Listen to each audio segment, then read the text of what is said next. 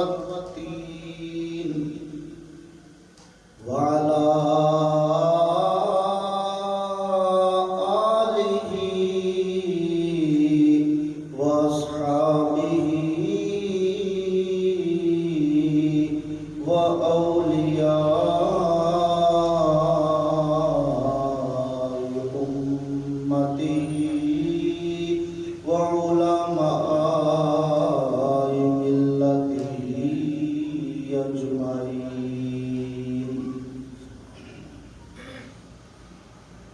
أما بعد فأعوذ بالله من الشيطان الرجيم. بسم الله الرحمن الرحيم. رضي الله عنهم ورضوا عنه. قال الله تبارك وتعالى في شان حبيبه مخبرا وآمرا: إن الله وملائكته يصلون على النبي يا أيها الذين آمنوا صلوا عليه وسلموا تسليما. اللهم صل على سيدنا ومولانا محمد وعلى آل سيدنا ومولانا محمد وبارك وسلم.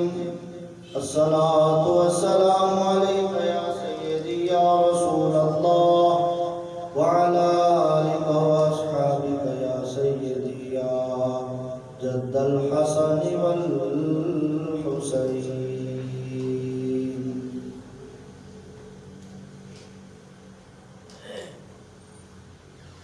اللہ تعالیٰ کی حمد و ثنا، نبی مکرم شفیع معظم نور مجسم جانے کائنات احمد مجتبی حضرت محمد مصطفیٰ صلی اللہ علیہ وآلہ وسلم کی بارگاہ میں ہدیہ درود و سلام پیش کرنے کے بعد میرے نہایت ہی واجب الاحترام بزرگوں، دوستوں، عزیز بھائیوں، یہ جمادی الثانی کا ماہ مبارک ہے اور اس ماہ میں حضرت سیدنا صدیق اکبر رضی اللہ تعالی عنہ کا وصال باکمال ہے. تو اس مناسبت سے آج جس موضوع کا میں نے انتخاب کیا ہے وہ ہے عشرہ مبشرہ صحابہ کرام کی عظمت و شان. اللہ تعالیٰ کی بارگاہ میں دعا ہے مجھے حق سچ بیان کرنے کی توفیق عطا فرمائے اور ہمیں سن سنا کر حضور علیہ السلام کے جمیع صحابہ کرام کی سچی پکی محبت اور غلامی نصیب فرمائے.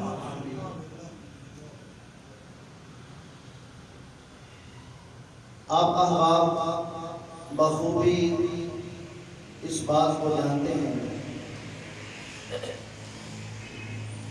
کہ ہمارا یہاں اس سٹیج کا جو معمول ہے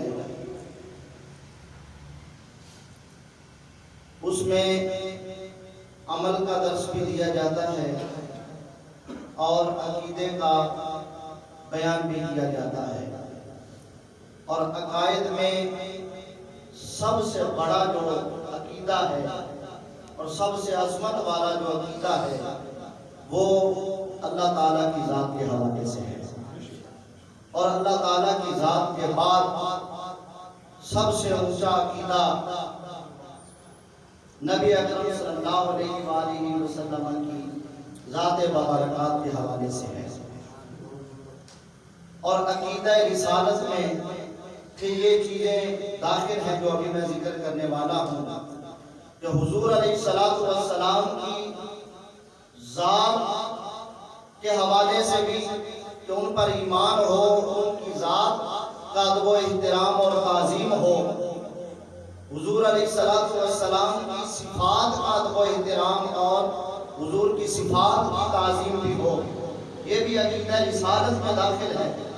اور اس کے ساتھ ساتھ ہر وہ چیز جس کی نسبت نبی اکرم صلی اللہ علیہ وآلہ وسلم کے ساتھ ہو جائے، وہ آپ کی ذات سے نسبت ہو، آپ کی صفات سے نسبت ہو، جس چیز کی بھی نسبت ہو گئی ہمارے نبی صلی اللہ علیہ وآلہ وسلم کی طرف، وہ ہمارے لیے قابل عزت ہے، قابل تعظیم ہے۔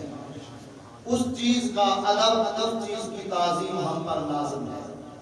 وہ زمان ہو اس کی تعظیم بھی لازم ہے، وہ مکان ہو اس کی تعظیم بھی لازم ہے۔ اور جس مکان کی نسبت حضور کی طرف ہوئی، قرآن سے دلیل ہمیں مل گئی۔ اللہ تعالیٰ نے ارشاد فرمایا لا اقسم بہذا البلد، شہر مکہ کی قسم یہاں اللہ تعالیٰ نے یاد کیا، اور ساتھ وجہ بیان کر دی وَأَنْتَ حِلٌّ بِهَذَا الْبَلَدِ، کہ محبوب تو اس شہر میں ہے، اس لیے اس شہر مکہ کی قسم ہے۔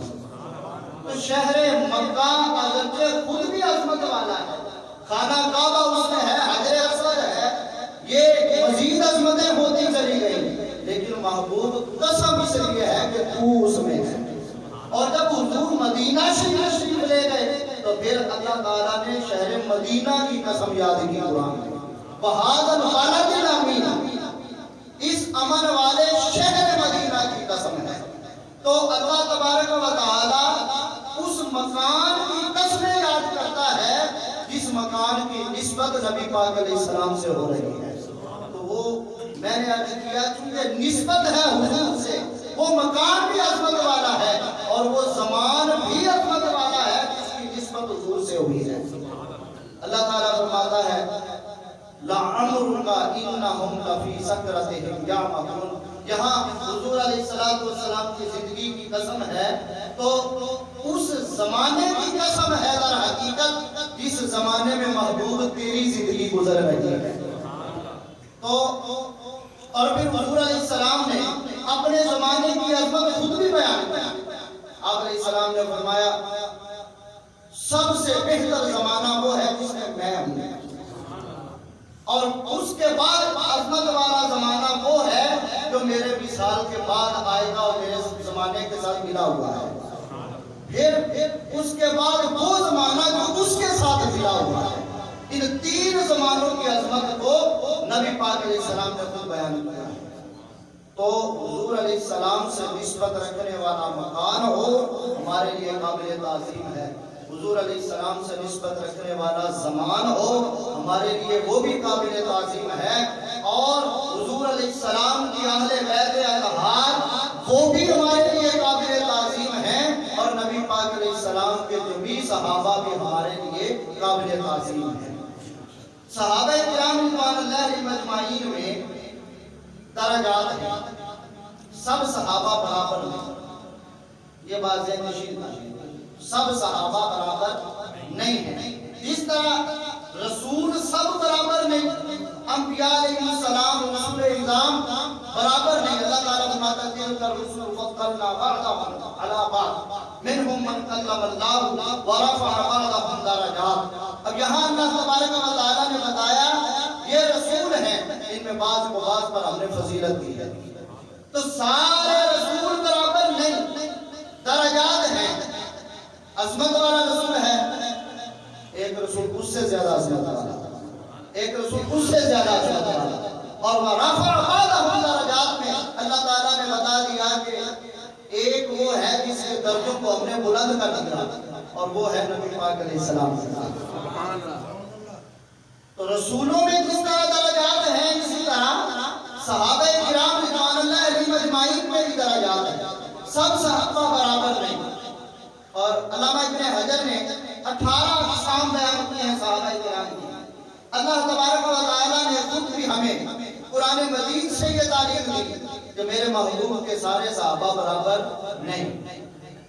فتح مکہ سے پہلے جو ایمان لائے اور فتح مکہ کے بعد جو ایمان لائے، اللہ تعالیٰ نے ان کے بارے میں فرمایا سورہ حدید کے اندر لا یستوون عند اللہ یہ سارے اللہ کے نزدیک برابر نہیں ہیں۔ تو یہاں اللہ تبارک و تعالیٰ نے ہمیں یہ تعلیم دی، سارے صحابہ برابر نہیں۔ اگر کوئی سب کو برابر کرے تو یا تو پھر وہ واقف ہی نہیں اسلام کی تعلیمات سے، یا پھر وہ جھوٹ بول رہا ہے۔ کہ قرآن نے ہمیں یہ بتایا فتح مکہ سے پہلے اور فتح مکہ کے بعد جو ایمان لا رہے ہیں یہ برابر نہیں ہے۔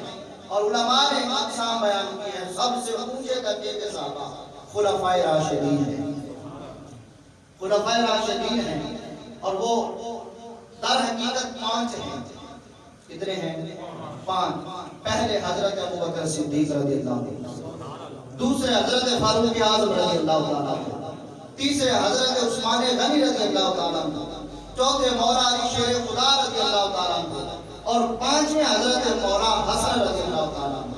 تو یہ 5 خلفائے راشدین ہیں۔ تو حضرت حسن کی خلافت 6 ماہ کی تو حضرت علی کی خلافت میں ہی ملا کے ذکر کر دی جاتی ہے، تو یہ کہا جاتا ہے خلفائے راشدین 4 ہیں۔ تو خلفائے راشدین سب سے اونچے درجے کے صحابہ ہیں۔ ان کے بعد 10 مبشرہ صحابہ دیگر صحابہ سے بلند مرتبے والے ہیں۔ اب یہ 10 مبشرہ وہ صحابہ جنہیں ایک مجلس کے اندر نبی پاک صلی اللہ علیہ وآلہ وسلم نے جنت کی بشارت عطا کی تھی۔ ایک ہی محفل میں، ایک ہی مجلس میں، ایک ہی موقع پر حضور علیہ السلام نے ان کو جنت کی بشارت دی تھی اور ان کے بارے میں اعلان کیا تھا کہ یہ جنتی ہیں۔ اب 10 مبشرہ ان صحابہ کو کہا جاتا ہے۔ اس سے یہ نہ سمجھا جائے کہ صرف یہی 10 یقینی جنتی ہیں۔ تو حضور نے فرما دیا یہ 10 جنتی ہیں تو لہذا بس یہی 10 جنتی ہیں، نہیں۔ ایک مجلس میں انہیں یہ شوق ملا کہ حضور نے 10 کو جنت کی بشارت دی ہے، لیکن ان کے علاوہ اور بھی ہیں جنہیں حضور نے جنت کی بشارت عطا کی۔ حضرت سیدہ خدیجہ الکبریٰ رضی اللہ تعالیٰ عنہ کے حوالے سے حضور علیہ السلام نے فرمایا ہے کہ میں نے خدیجہ میں جنت میں گیا اور تیرے محلات میں نے جنت میں دیکھے ہیں۔ محل تو اسی کا جنت میں ہوگا نا جس نے جانا ہے جنت میں۔ تو حضرت خدیجہ کو در حقیقت حضور نے جنت کی بشارت دی ہے، اور حضرت امام حسن اور امام حسین کے لیے حضور نے فرمایا کہ یہ دونوں میرے شہزادے جنتی جوانوں کے سردار ہیں۔ حضرت سیدہ فاطمہ الزہرا کے بارے میں فرمایا یہ میری شہزادی جنتی عورتوں کی سردار ہے۔ تو سرداری جب دیتی ہے، جنت ملنا اور چیز ہے، جنت کی سرداری اعلیٰ درجے کا انعام ہے۔ تو یہ جنت کا انعام حضور علیہ السلام نے اوروں کو بھی عطا کیا ہے۔ تو یہ وہ 10 خوش نصیب ہیں جنہیں ایک محفل میں نبی پاک علیہ السلام نے جنت کی بشارت دی ہے۔ اب ذرا توجہ کیجئے گا، یہ